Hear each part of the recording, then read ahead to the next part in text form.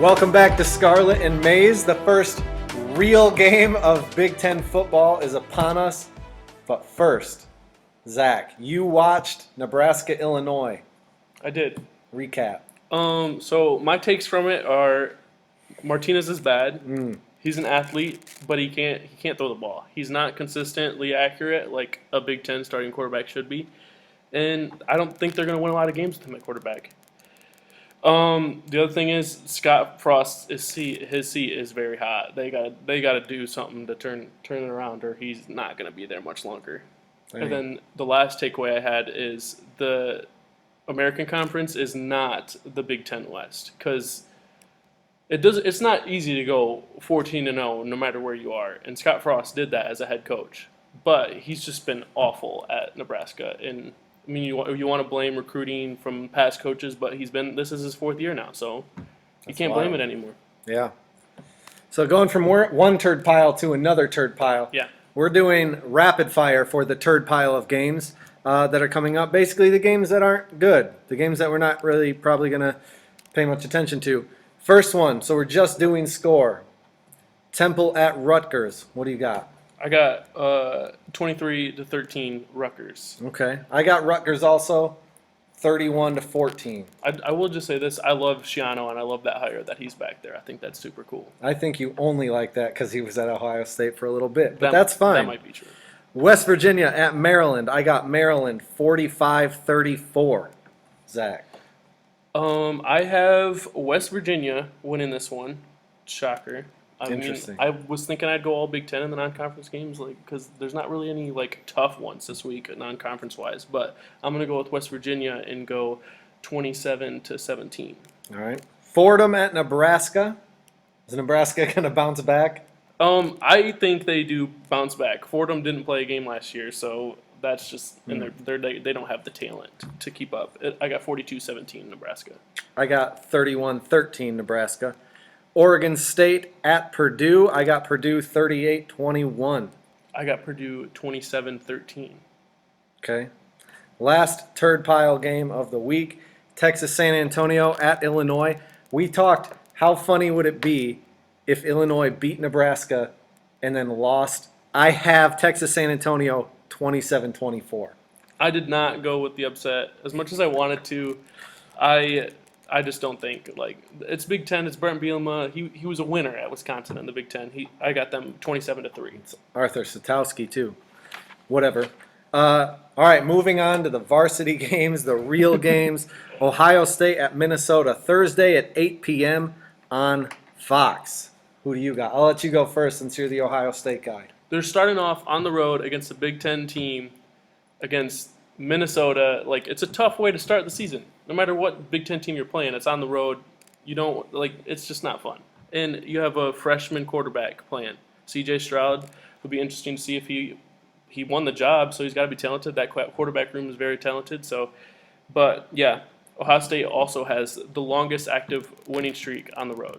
So it's on the road, but they have the longest active winning streak in college football. So I got Ohio State 56-13 up big. Dang. All right. Minnesota, a.k.a. the only other team that Michigan beat last year, other than Rutgers. Tanner Morgan's back. He might look closer to his 2019 self than his 2020 self in 2021. But on Thursday night, I think he'll look more like 2019 than 2020. However, Ohio State is starting a new quarterback who will probably look more like a Heisman candidate in C.J. Stroud, right? Master Teague is back. Olave, Garrett Wilson, and the receivers are back. Here's my shocking pick. Minnesota will lose 52-17. Wow. That's You like very it? similar. It's very close. Yeah. Yeah. Yeah. Michigan State Northwestern, Friday, 9 p.m. on ESPN. I think they always play each other really tough, even if one of them is good, one of them is bad. I think both teams suck, and I will be 100% locked into any other game. Northwestern's starting running back is out for the year. Michigan State 24-20. What do you got? I feel like Northwestern is one of those teams that they'll be all right, then they'll have a really good year. Then they'll be all right, then they'll have a really good year. Well, last year they had a really good year. They were in the Big Ten championship. I think that people are going to expect them to be decent again this year, and Michigan State is going to come out and beat them up. They're going to beat them 38-10 and fool everybody week Dang. 1, but then I don't think Michigan State's going to have a good season. That's a lot of points for Michigan State. I mean, not total. Penn State at Wisconsin, Saturday at noon on Fox. Who you got? I really love James Franklin as a coach, and they're the other than Ohio State, they're the most talented team in the Big Ten every year. But I think being at Wisconsin, they have their quarterback back, and I think that Wisconsin gets it done at home. They win 41-22. 41-22. All right, I like it. I think both quarterbacks are overrated. I think Sean Clifford just isn't good. I think Graham Mertz had one crazy game and then dropped way off. I don't think Wisconsin is going to be a real challenge to the East champion. But I also don't think Penn State is going to be anywhere near To the what? the East title. Oh. Wait, what did you just I'm say? saying Wisconsin's not going to be a challenge in the Big Ten championship. Oh, you're saying that they're going to win the West, though. Maybe. Okay. Anyways, Wisconsin 34-24. I'll go first. The next one, Western Michigan, Michigan, Saturday at noon on ESPN. What I'm most interested in this game as a Michigan fan is in how Michigan wins. Like, do they actually score? Do they give up a lot of points against a not good Western team, right? I'm wondering if it's more like early Harbaugh tenure or like Middle Tennessee State a couple of years ago where it just seemed to linger. I kept waiting for them to pull out ahead and they wouldn't. I'm stuck as a Michigan fan in this battle between existential malaise and then what I'm calling the inevitable parasitic hope. My big question for the season will be if it looks like Harbaugh gets another year or not, or what week we're talking about potential replacements for him. Anyways, Michigan 35-14. Yeah. So, I mean, Harbaugh has had good years, and he's had okay years. I think every year he starts out good, though. There's always that hype, and they don't really lose the first few games of the season, typically. And so they're not gonna come out against Western and lay an egg or anything. They're not gonna pull an Appalachian State here. I think Michigan wins and wins big. They win 52-3. Dang, I'll be happy if you're right. Next one, Indiana, Iowa, Saturday at 3:30 on BTN. Who do you got? This is our game of the week, right? Oh yeah, it is the game of the This week. is our game of the week. So we're making a bet. Yep. Whoever's point differential, whatever, is closer, wins. The loser has to buy the hottest wing from B-Dubs and eat it at the end of next week's show. So, kick us off. I love Michael Penix. I think he's a great quarterback, and it was really sad to see him get hurt last year. And it'll be interesting to see him play on the road at Iowa, who always has a good defense. That being said, I think it's gonna be rough at the start of the game. They still have Ty Freifogel, but it'll be a rough start. I think Iowa jumps out to a big lead, but Indiana has a comeback and they win 31-28. I love this. We did not exchange picks before the show. So, all right, whatever. I don't have much faith in a sustained Indiana, even though I love Tom Allen. Indiana returns Penix, like you said, and Freifogel. I lived in Iowa for a bit, so this will be a good test if those friends are tuning in yet or not. I got Iowa 24-21. Wow. So we'll see who's eating some garbage next week, huh? But so to start off the show, right? We're going over a few different predictions, big picture predictions.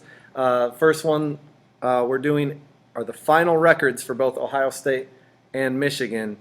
For Ohio State, this was really tough for me. I'll let you go first, though. Okay, I love Ohio State. They have a couple tough games this year. I mean, they play Penn State every year. Penn State's, like I said, they're really talented. They play Oregon this year. Oregon's got a great defense, and they return some really good guys. And I think those are the only two tests they really have on their schedule. And I think that they're going to pull it out. They'll win both those games, and they're going to go 12-0. Interesting. It's funny that you say they're the only test when Michigan would have won the game last year had they played. But I also have Ohio State 12-0. I don't really feel like I need an explanation. Yeah. It's just the the reality that we live in. For Michigan, it was a little harder. I explained that tension a minute ago, but I was bouncing between 8-4, 9-3. I'm sticking my foot down at Michigan 9-3. Yeah, I think that Michigan has a couple tough games. Like they have to play at Wisconsin, they have to play at Penn State, they play Ohio State. They've got tough games that I just don't think that they can win, and I think that they'll drop a couple that they should win. And I think I was going back and forth between 6-6 and 7-5. I think they'll land at 7-5. Okay. Yeah. I mean, I can't argue at all. Top 3 finishers in each division. We're going to start at the bottom of each division. Start at the bottom of the West. My number 3 in the West, Purdue. Who you got? My number 3 in the West is Minnesota. All right. East, I got Penn State, number 3. East, I also have Penn State, number 3. Hey, there we go. Yeah. West, number 2, I got Iowa. West, number 2, I have Iowa. Oh, my goodness. East, number 2, I have Michigan. Wow. East, number 2, I have Indiana. It was a toss-up for me for 2 and 3 between Indiana and Penn State, but I think Penn State has the slightly tougher schedule. Although Indiana has to go to Penn State, I think Penn State will end up being higher in the conference. All right. And then like you caught on earlier when I mentioned Wisconsin, I have Wisconsin and then obviously Ohio State. Yeah, I have Wisconsin as well. I think Graham Mertz will be good. And I think Ohio State, they're just way too talented. They have more more top players in the NFL top 100 than any other school in college football. That includes Alabama and Clemson, and they have the most. And that the rankings that just came out. And since 2011, they have had the number 1 Big Ten recruiting class every year but one.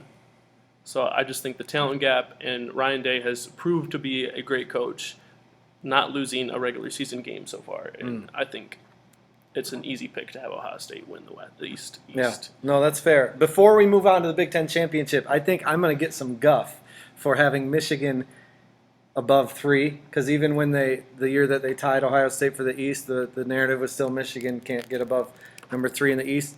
I just have a few stats to point out. Michigan, Penn State, Harbaugh, Franklin. So Harbaugh has a higher winning percentage against the top 25 than James Franklin and Penn State. Franklin and Harbaugh are basically the same on the road against top 25 teams, basically the same against top 10 teams. Harbaugh on the road overall is almost 10% better than James Franklin. Michigan with Jim Harbaugh is 3-2 against James Franklin's PSU. So winning the head-to-head battle. Right now, I feel like they're very even, despite the narrative that Harbaugh's garbage and Franklin's still an elite coach, if you think that. And I think Harbaugh's actually a little bit better.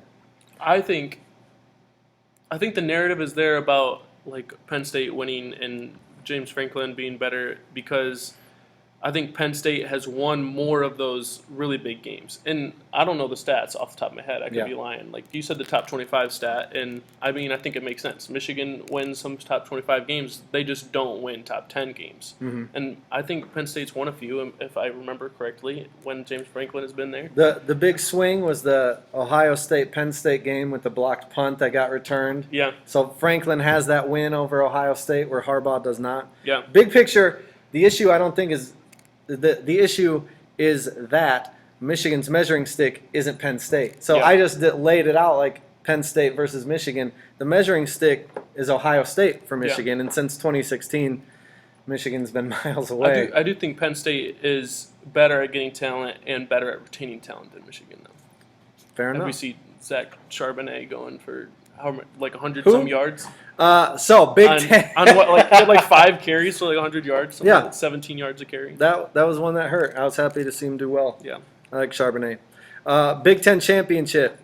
I have a feeling we have the same prediction here: Ohio State over Wisconsin. Yeah, I have Ohio State over Wisconsin. Fantastic.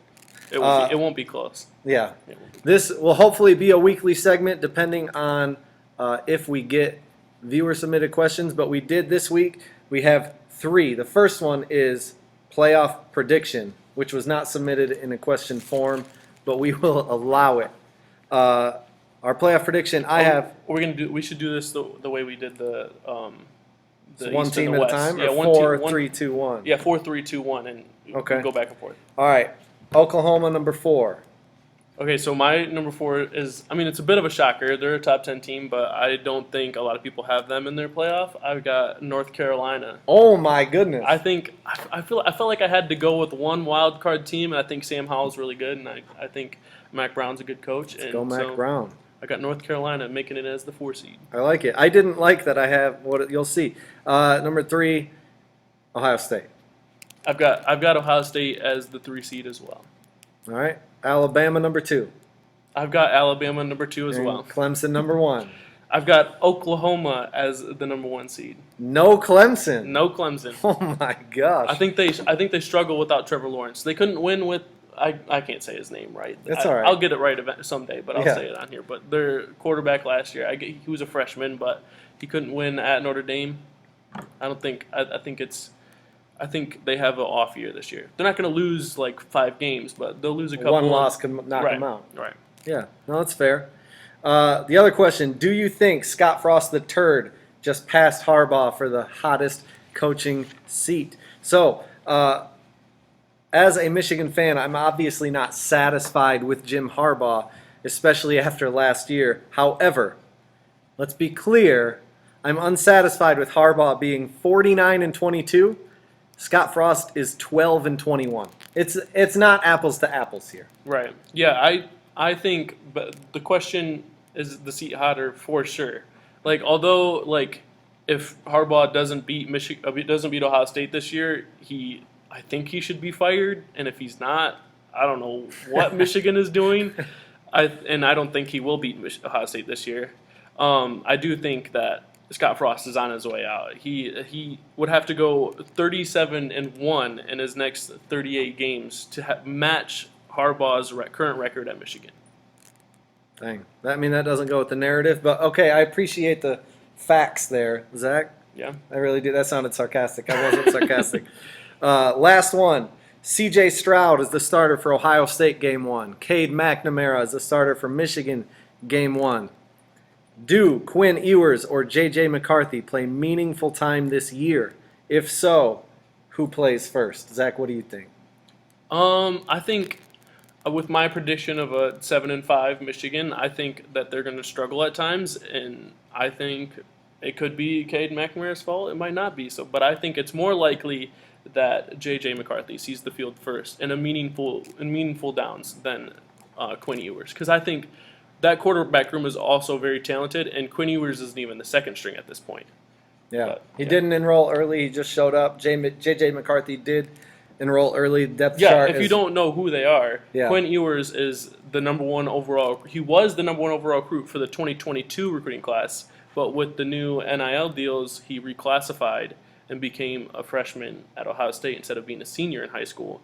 He reclassified like 2 weeks ago, Yeah, maybe 3 weeks ago. whatever it was.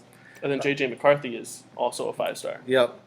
The only thing about J.J. McCarthy that bums me out at this point is that McCaffrey transferred, because they could have had McCaffrey, McNamara, Yeah. and McCarthy. But whatever.